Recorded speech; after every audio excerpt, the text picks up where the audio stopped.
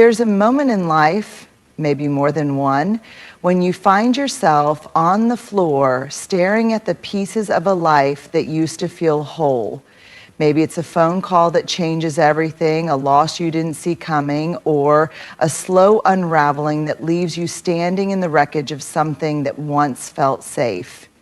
And in those moments, there's a voice that creeps in, whispering, "You're not strong enough. You should have handled this better. Why can't you just keep it together?" But here's the truth. Feeling broken doesn't mean you are weak.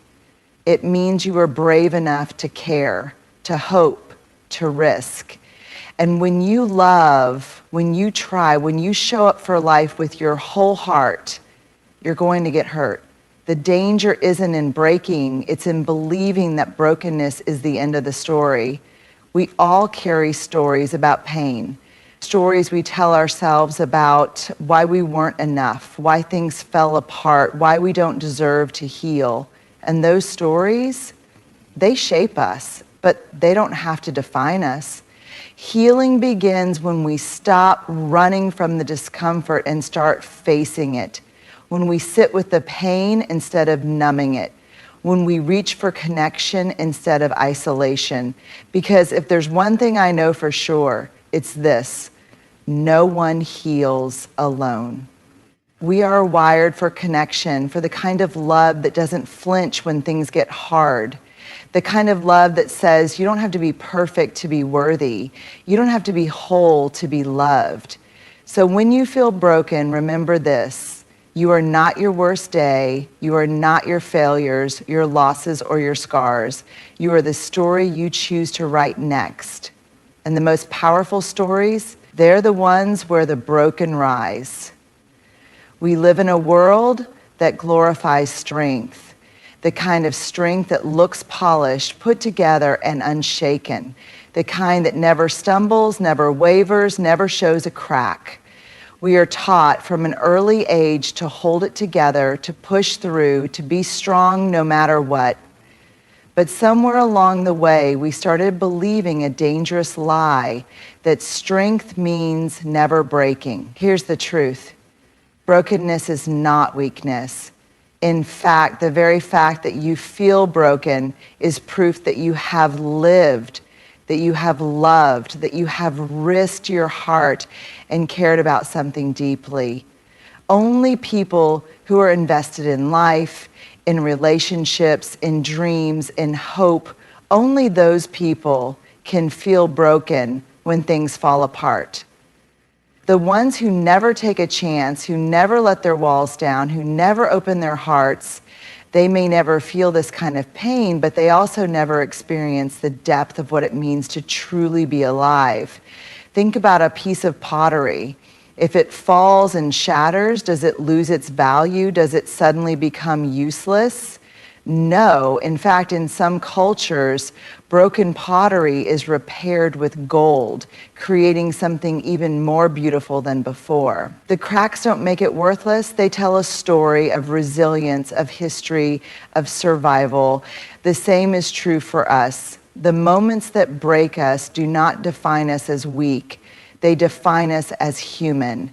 They remind us that we are capable of feeling deeply, of caring enough to hurt, of trying even when we're unsure of the outcome. Pain is not a sign of failure.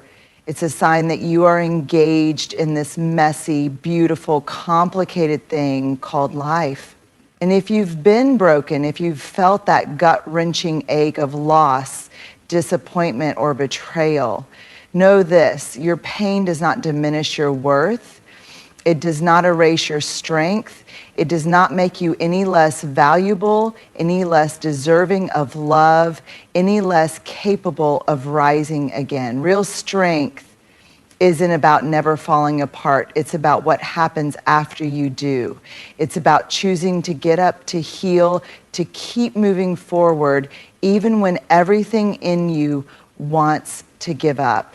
So if you find yourself in a moment of brokenness, don't mistake it for weakness. You are not weak. You are someone who had the courage to love, to try, to believe, and that kind of courage, That's the strongest thing there is. We are natural storytellers. Even before we had written language, before history was carved into stone or inked onto paper, we were telling stories. Around fires, through songs, in the way we passed wisdom down from one generation to the next. Storytelling is woven into the fabric of who we are. But the most powerful stories are not the ones we tell others. They are the ones we tell ourselves. When we go through something painful, when we experience loss, failure, betrayal, or disappointment, our minds immediately start writing a narrative. We try to make sense of what happened, filling in the blanks where we don't have answers. And often, those stories are not kind. We tell ourselves, I wasn't good enough. If I had tried harder, this wouldn't have happened. I should have seen it coming. I am not worthy of love, success, happiness. These stories, whether we realize it or not, shape the way we see ourselves and the world around us. They become the lens through which we interpret everything. And if the stories we tell ourselves are rooted in shame, self-doubt, and unworthiness, then no matter what reality looks like, we will always feel like we are not enough. But here's the thing, just because we tell ourselves a story doesn't mean it's true. Think about it. How many times have you assumed the worst about yourself when in reality, the situation was completely different? You fail at something and immediately think, I'm not capable. But what if the truth is simply that failure is part of learning?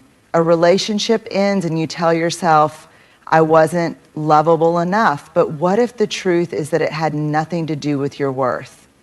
Our brains are wired for self-protection. They would rather create a painful story than sit with uncertainty. But when we let these false stories take root, they become our reality. So how do we change the stories we tell ourselves? Pause and notice the narrative. Pay attention to the words you use when you talk to yourself. Would you say those same things to a friend? If the answer is no, then you are not telling yourself the truth. You are telling yourself a story based on fear, not reality. Ask, is this story serving me?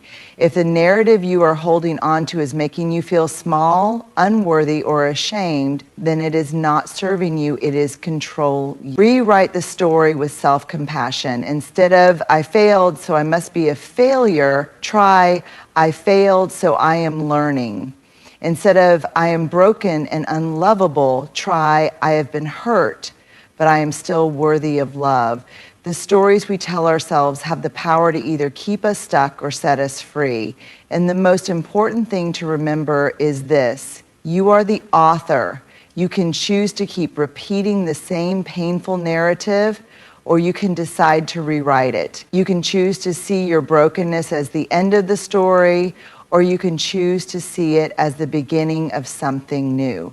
So what story will you tell yourself today?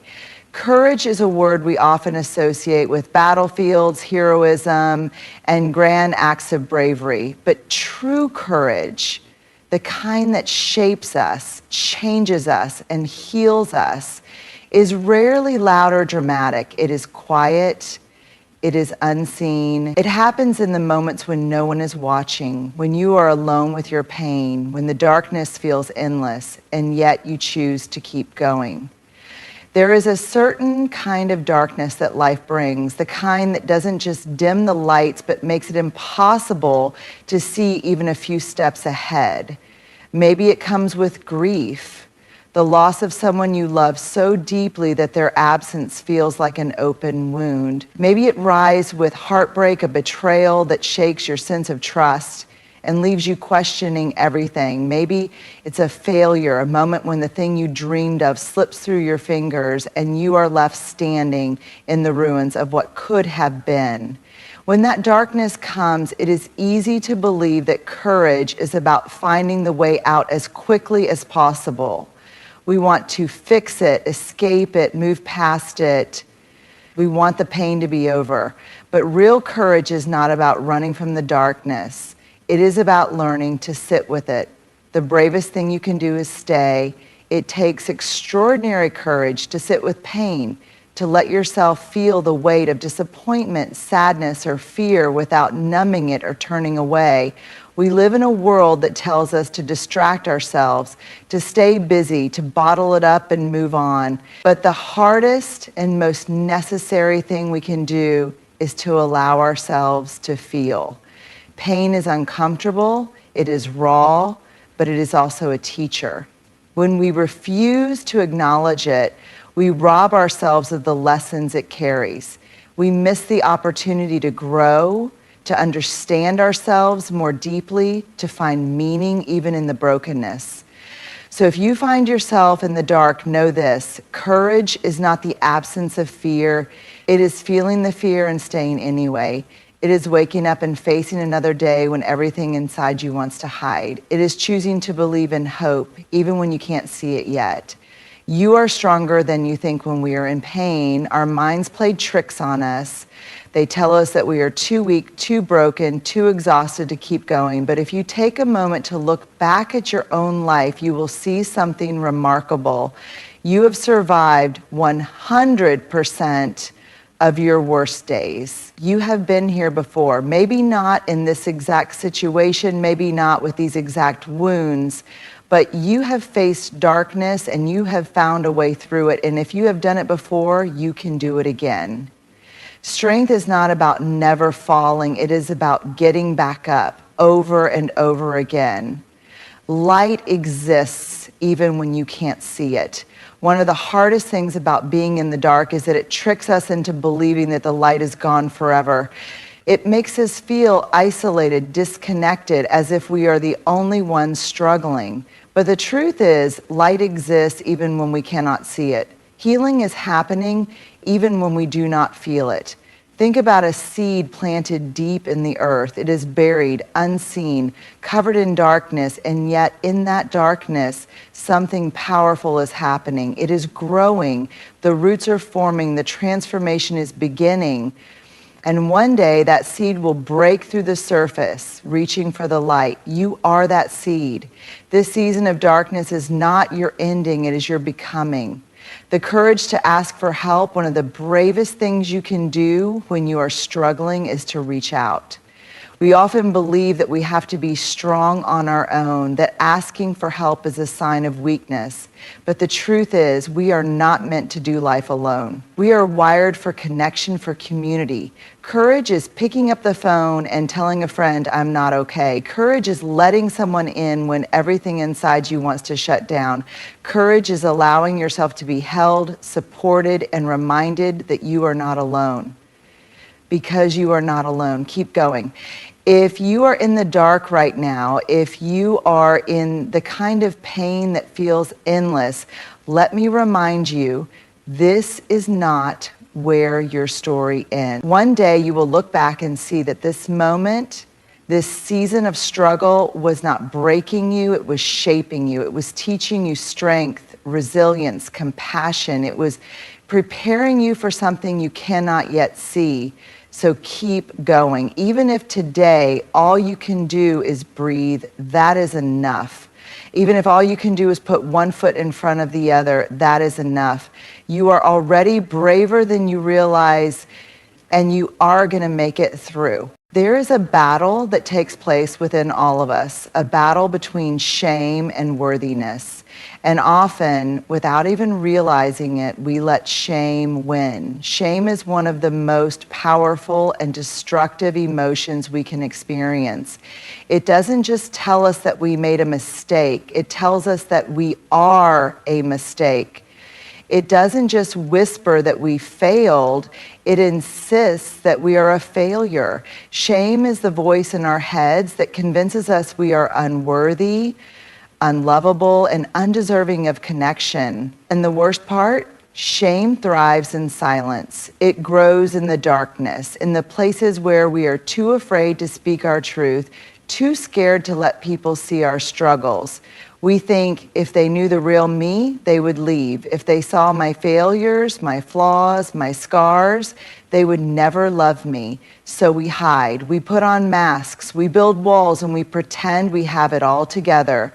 But deep down, shame festers, making us feel smaller and smaller. But here's the truth. Shame is a liar. The difference between shame and guilt, before we go any further, it's important to understand the difference between shame and guilt because they are not the same thing. Guilt says, I did something bad. Shame says, I am bad. Guilt is about an action. It can be useful. It reminds us when we've hurt someone, when we've made a mistake, when we need to make amends. Guilt, when handled correctly, helps us grow. But shame isn't about what we did. It's about who we are. And when we believe we are inherently flawed, broken, or unworthy, we stop trying. We stop believing in our own goodness. We isolate ourselves. Shame doesn't make us better people. It keeps us stuck. The lies that shame tells us. Shame is sneaky. It doesn't always show up as obvious self-hatred. Sometimes it disguises itself as perfectionism. We think if I can just be perfect, then no one will see how unworthy I am. Sometimes it appears as people-pleasing. We think if I can make everyone happy, maybe I'll finally feel like I matter. But these are just distractions, temporary shields to cover the deeper fear that we are not enough. Shame tells us you're too much. You'll never be good enough. You don't deserve love. If people knew the real you, they would walk away. And the worst part, we believe it. The truth about worthiness. But let's talk about worthiness, because worthiness is not something we earn. It is not something we have to prove. It is not something that is given to us when we finally become good enough. Worthiness is our birthright. You are worthy right now, exactly as you are. Not someday when you lose the weight, get the promotion, heal completely, or finally feel fixed. You are worthy in the middle of your mess, in the middle of your struggles, in the moments when you feel the most broken. But here's the hard part. Believing in our own worthiness is a choice. It's a daily decision to reject the lies of shame and remind ourselves, I am enough. I am worthy of love and belonging. I do not have to be perfect to be valuable. How to break free from shame. So how do we silence the voice of shame and step into our worthiness? 1, speak your shame out loud. Shame cannot survive being spoken. The moment you name it, the moment you tell a trusted friend, therapist, or loved one, its power begins to fade. Shame thrives in secrecy. So take away its hiding place. 2, challenge the lies. When shame whispers you're not good enough, ask yourself, says who? Where did that belief come from? Is it actually true, or is it a story you've been carrying for too long? 3, surround yourself with the right people. You were never meant to do life alone. Surround yourself with people who remind you of your worth when you forget. People who don't just love you when you're at your best, but who stand by you when you're struggling. 4, practice self-compassion. What would you say to a friend who is struggling? Would you tell them they are unworthy? Would you shame them for their mistakes? No. You would offer them kindness, understanding, grace. Now offer that same love to yourself. 5, redefine strength. Strength is not about never falling. It's about getting back up. It's about knowing that even when you make mistakes, even when life knocks you down, you are still worthy of love. Your worth is not up for debate. Shame wants you to believe that you are not enough, but you are worthy of love, of connection, of joy, and no mistake, no failure, no imperfection can take that away from you. So the next time shame comes knocking, remind yourself, I am enough, I am worthy, and nothing will change that.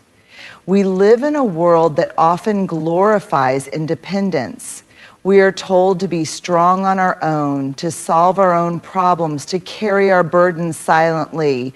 We admire self-sufficiency, resilience, and the ability to handle it. But here's the thing, we were never meant to do life alone. From the moment we are born, connection is our most basic human need. A newborn survival depends entirely on the presence of a caregiver. Babies are wired to seek warmth, comfort, and security in the arms of another. And while we may outgrow cribs and lullabies, we never outgrow our need for connection. Yet, when life gets hard, when we are hurting, grieving, or struggling, our instinct is often to withdraw. We isolate ourselves. We tell ourselves that no one will understand, that we don't want to be a burden, that we should be able to handle things on our own. We suffer in silence, believing that our pain is ours alone to carry. But if there is one thing I know for sure, it's this: connection is medicine. The healing power of being seen. There is nothing more healing than being truly seen. Having someone sit beside you, look into your eyes and say, I see your pain and I am here. No advice, no fixing, just presence. Think about the moments in your life when you were struggling the most. Maybe it was heartbreak, loss, failure, or uncertainty. Now, think about the person who showed up for you. Maybe they didn't have the perfect words. Maybe they couldn't take away your pain, but their presence, that mattered. It made the weight you were carrying feel a little lighter. Because that's what connection does. It reminds us that we are not alone. Pain is isolating. It makes us feel like we are the only ones struggling, like we are somehow different from everyone else who seems to be managing just fine. But the truth is, everyone is carrying something. Everyone has known loss, fear, disappointment, and heartbreak. And when we let others into our pain, when we share our struggles instead of hiding them, we create a space where healing can begin. Shame cannot survive connection. Shame thrives in isolation. It tells us that we are broken, that we are unworthy, that if people knew the truth about us, they would walk away. And so we stay silent. But shame cannot survive being spoken. The moment we say, this is what I'm struggling with, the moment we let someone see the parts of us we are afraid to show, that is the moment shame begins to lose its grip. Because more often than not, when we speak our truth, we are met with understanding. Someone else says, me too. Someone else says, I know what that feels like. And suddenly the thing that made us feel so alone becomes the very thing that connects us. We heal in relationships. It is tempting to believe that healing is a solo journey, that we must find our own way through the darkness before we can turn to others. But healing doesn't happen in isolation. It happens in relationship. A kind word, a deep conversation, a moment of laughter in the middle of pain.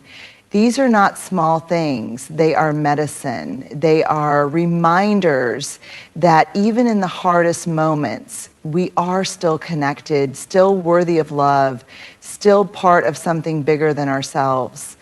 And the beautiful thing about connection is that it doesn't require perfection.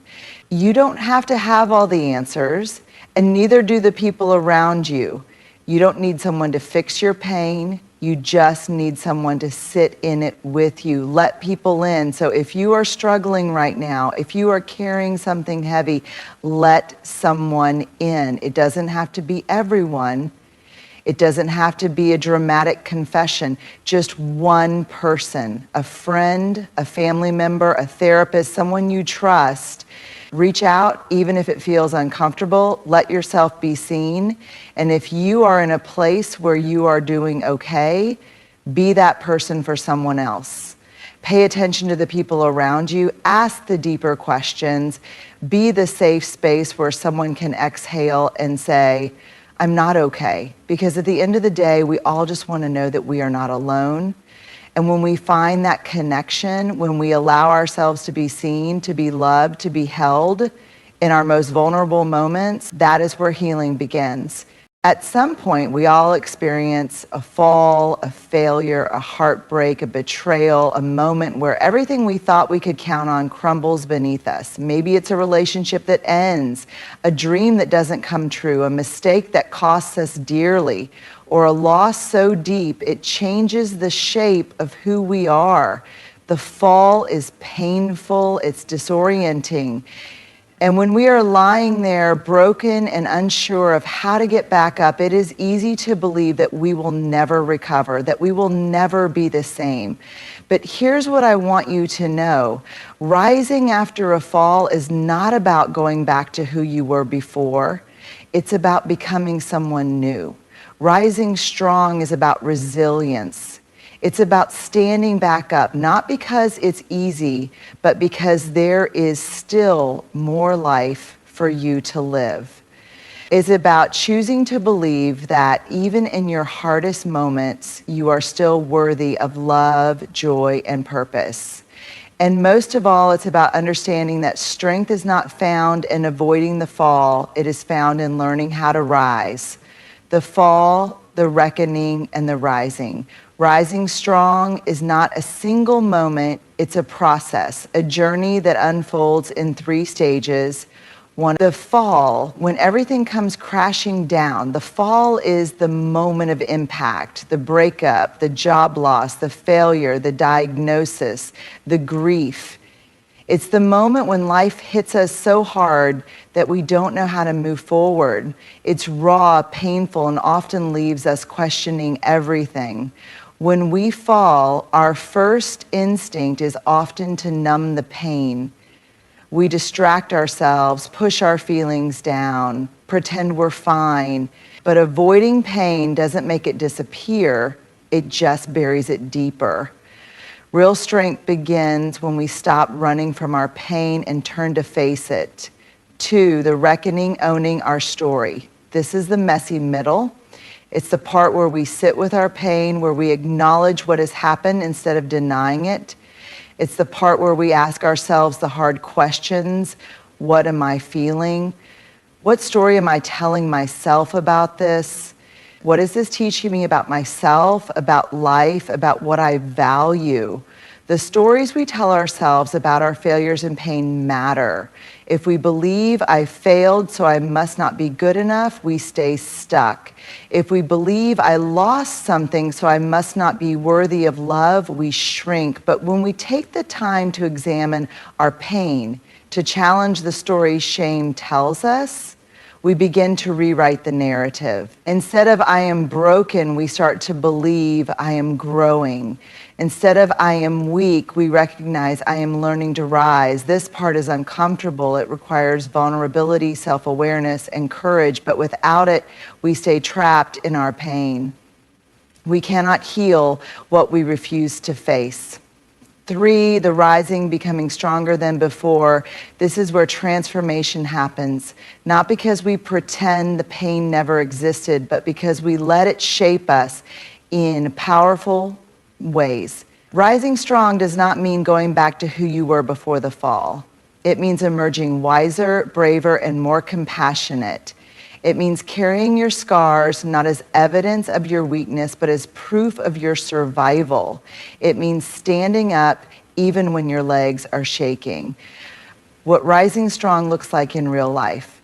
Rising strong is different for everyone. For some, it might mean finally allowing yourself to grieve instead of pretending you're fine. For others, it might be having the courage to try again after a devastating failure. It might mean setting a boundary, walking away from something that no longer serves you, or reaching out for help when everything inside you wants to stay silent.